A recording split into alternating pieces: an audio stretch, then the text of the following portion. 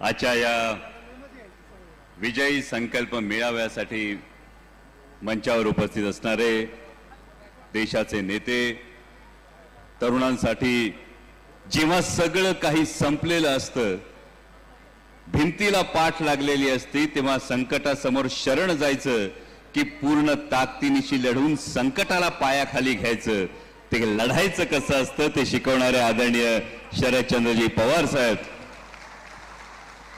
माजी राज्यपाल, माजी खासदार, आपले मार्गदर्शक श्रीनिवासजी पाटील साहेब, राष्ट्रवादी काँग्रेस पक्ष शरदचंद्र पवार पक्षाचे प्रांताध्यक्ष जयंतराव पाटील साहेब, राष्ट्रीय कार्याध्यक्षा, लोकसभेतल्या आमच्या नेत्या, महासंसद रत्न खासदार सुप्रियाताई सुळे, बीडचे खासदार बजरंग बाप्पा सोनावणे, माधवरावजी किन्हाळकर, ज्यांचं घणाघाती भाषण आपण ऐकलं, ते युवकांचं प्रेरणास्थान रोहित दादा पवार,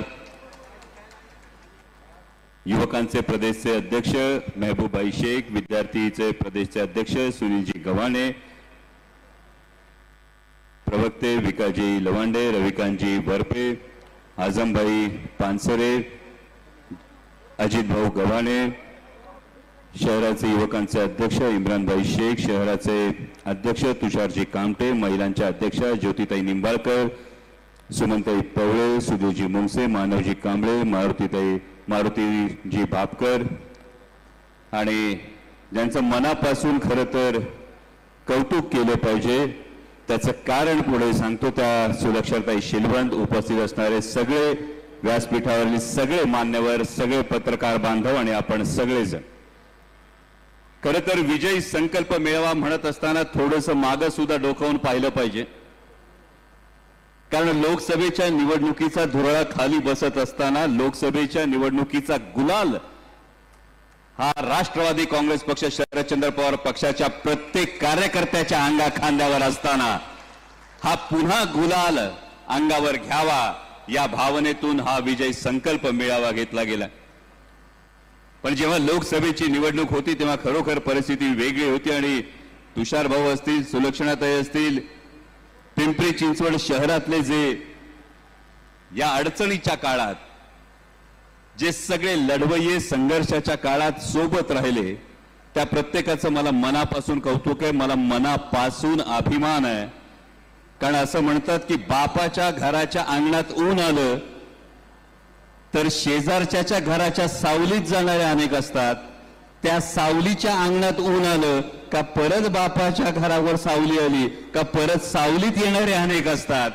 पण उन्हाची पर्वा न करता सुलक्षणाताई असतील, तुषारजी असतील, यांच्यासारखे निष्ठावंत ठामपणे हे आदरणीय पवार साहेबांच्या विचारासाठी उभे राहिले.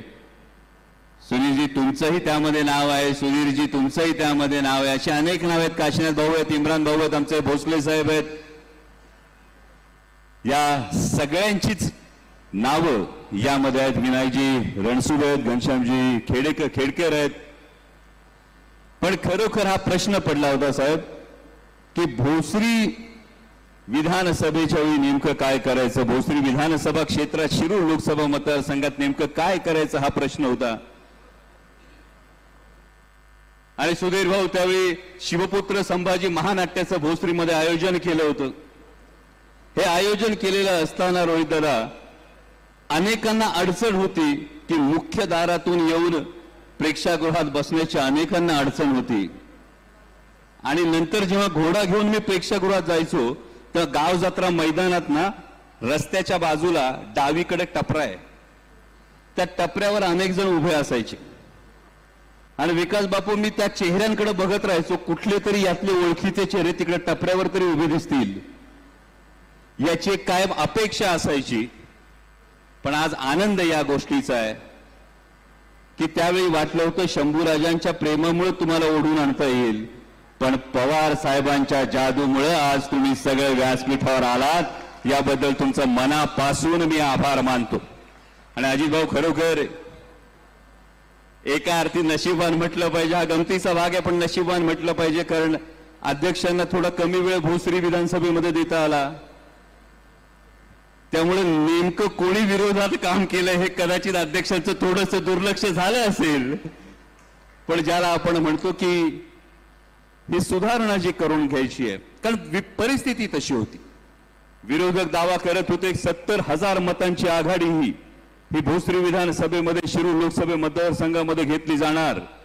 पण आदरणीय पवार साहेबांचं जे गारूड होतं आणि प्रदेशाध्यक्ष जयंत पाटील साहेब, म्हणजे मी कायम असं म्हणतो की जेव्हा आम्ही क्रिकेट बघायचो तेव्हा सचिन तेंडुलकर बॅटिंग करत असताना समोर नॉन स्ट्राईकला राहुल द्रविड असायचे आणि सचिन तेंडुलकरची खेळी आपण बघत असताना राहुल द्रविडचा शीट अँकरचा रोल किती महत्वाचा असतो तो या लोकसभा निवडणुकीत जयंत पाटील साहेबांनी ती भूमिका हुबेहूब निभावली.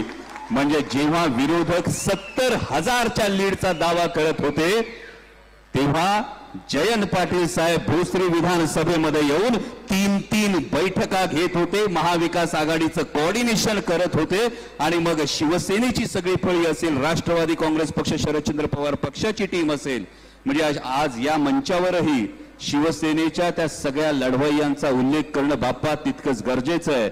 आमच्या सुलभाताई उबाळे असतील, रामभाऊ उबाळे असतील, धनंजय आल्हाट असतील, परशुराम आल्हाट असतील, राहुलजी गवळी असतील, कैलासजी नेवासकर असतील, नावं अजून तोंडपाठ आहेत. कारण खांद्याला खांदा लावून या शिवसैनिकांनी त्यावेळी भोसरीचा किल्ला लढवला आणि जे विरोधक 70,000ची लीड घ्यायची भाषा करत होते त्यांना जेमतेम 8,500वर रोखलं. ही ताकद आदरणीय शरदचंद्रजी पवार साहेबांनी दाखवून दिली. मगाशी रोहित दादांनी उल्लेख केला, पण हा गमतीचा भाग आहे. आज ही परिस्थिती बदललेली आहे. हे लोकसभा निवडणुकीमधला 10 पैकी 8 जागा निवडून येत आदरणीय पवार साहेबांनी उभ्या महाराष्ट्राला हा स्ट्राईक रेट दाखवून दिला आणि त्यासाठी महाराष्ट्राच्या जनतेचं कौतुक करावं लागेल. कारण प्रश्न होता या लोकसभा निवडणुकीत महाराष्ट्राच्या जनतेसमोर की महाराष्ट्राची जनता निवड कशाची करणार.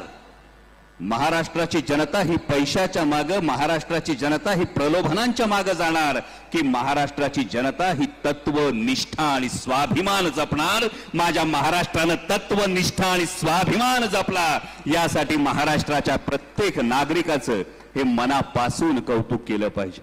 आणि या निष्ठेचं, या स्वाभिमानाचं प्रतीक आदरणीय शरदचंद्रजी पवार साहेब बनून राहिले याचा राष्ट्रवादी काँग्रेस पक्षाच्या प्रत्येक कार्यकर्त्याला अभिमान आहे. मगाशी रोहित दादांनी शहराची परिस्थिती सांगितली.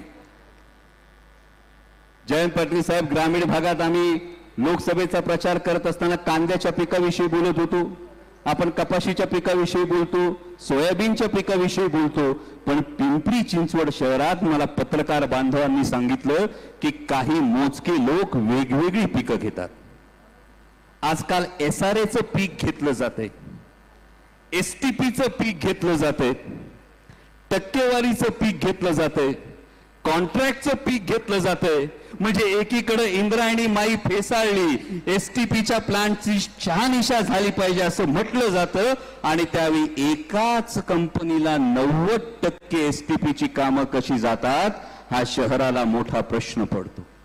मग SRAचं पीक घेत असताना कोण कोणाच्या हातात हात घालून ते पीक कापत राहतं, त्यामध्ये खरे हकदार किती राहतात आणि बोगस हकदार किती राहतात हा प्रश्न निर्माण होतो. त्याला कोणाचा वरद हस्त आहे हा प्रश्न निर्माण होतो. आणि काही जण तर असंही म्हणतात की लोकांचा डोळा चुकून वाढपीत जेव्हा ताटात पंक्तीला बसतो तेव्हा वाढप्याला काय म्हणायचं हाही प्रश्न अनेकांच्या मनात निर्माण होतो. आणि त्यामुळे या सगळ्या गोष्टींवर विचार करावा लागणार आहे.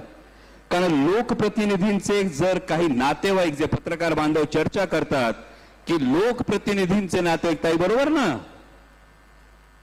म्हणजे अधिकाऱ्यांच्या अँटी चेंबरमध्ये जर लोकप्रतिनिधींचे नातेवाईक बसून कंत्राट कुणाला जाणं हे ठरवत असतील तर मग हे सांगण्याची वेळ आलेली आहे की या शहराला मालकी हक्क गाजवणाऱ्या नाही तर लेकराच्या मायेनं आईची काळजी घेतली जाते तशा लेकरांची गरज आहे. आणि ही लेकरं ही सगळी समोर बसलीत, ही तुमच्या प्रत्येकावरची जबाबदारी आहे.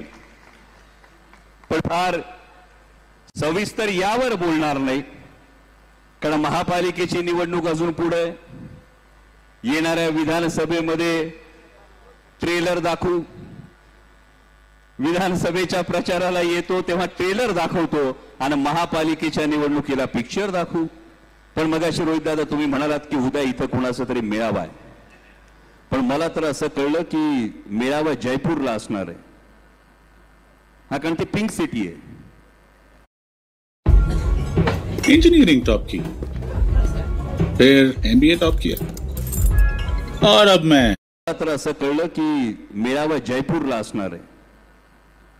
हा कारण ती पिंक सिटी आहे.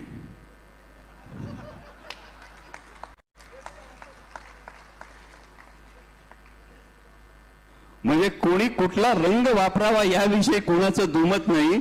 फक्त लोकांच्या आयुष्यातली ती गुलाबी स्वप्न या पिंपरी चिंचवडच्या नागरिकांच्या, सर्वसामान्य टॅक्स पेयर या शहरात जेव्हा भविष्य काढायला येतो, मिनी इंडिया म्हणून भविष्य काढायला येतो, तेव्हा तो ती अनेक गुलाबी स्वप्न रंगवत येतो.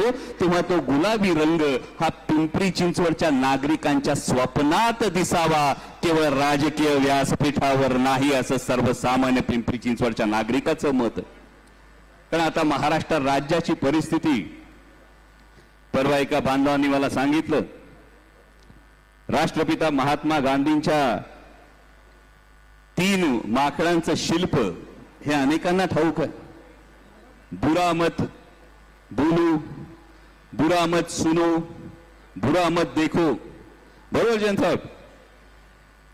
जयंतराव, बुरा मत देखो, बुरा मत सुनो, बुरा मत बोलो, त्याच्या ऐवजी म्हणे सध्या महाराष्ट्रात एक वेगळं शिल्प राज्य सरकारच्या माध्यमातून समोर येते.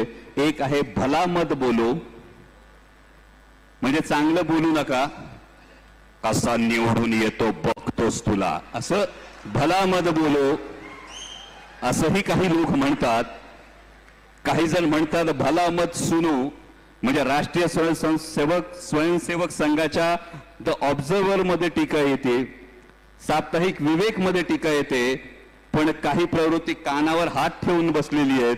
भला मत सुनो. आणि तिसरी प्रवृत्ती ती आहे भला मत देखो, म्हणजे महाराष्ट्राच्या भल्याचं बघू नका, वारंवार एका मागून एक घोषणा करत चला. घोषणा करत असताना महाराष्ट्र किती आर्थिक संकटात जातोय याचा विचार करू नका, ते आहे भला मत देखो. आणि अशा पद्धतीचं भला मत बोलो, भला मत सुनो आणि भला मत देखो हे जे सरकार आहे, हे सरकार आता आपल्याला घालवायचं. अनेक योजनांचा सध्या उल्लेख होतो, उहापोह होतो. लाडकी बहीण सारख्या योजनेचा उहापोह होईल, ज्याला 46,000 कोटी रुपयांची तरतूद करण्यात आलेली आहे. आमच्या बहिणीला नक्की तिच्या हक्काची गोष्ट मिळाली पाहिजे याविषयी कुणाच्याही मनात दुमत नाही. पण ती बहीणच एकदा विचारते की 1500 रुपये महिना म्हणजे 50 रुपये दिवसाला काय काय भागतंय, काय काय भागतंय हा बहीण सुद्धा विचार करते. कारण आमच्या बहिणी तेवढ्या हुशार आहेत, त्यामुळे बहिणीला वाचवायचं काय आणि खर्चायचं काय हे बरोबर कळतं. त्यामुळे 1500 रुपये माझ्या भगिनींनो जरूर वाचवा, पण आपलं बहुमूल्य मत तेवढ्यासाठी खर्चू नका. एवढी शहाणी तुमच्यामध्ये 100% आहे याची मला खात्री आहे. दुसरी एक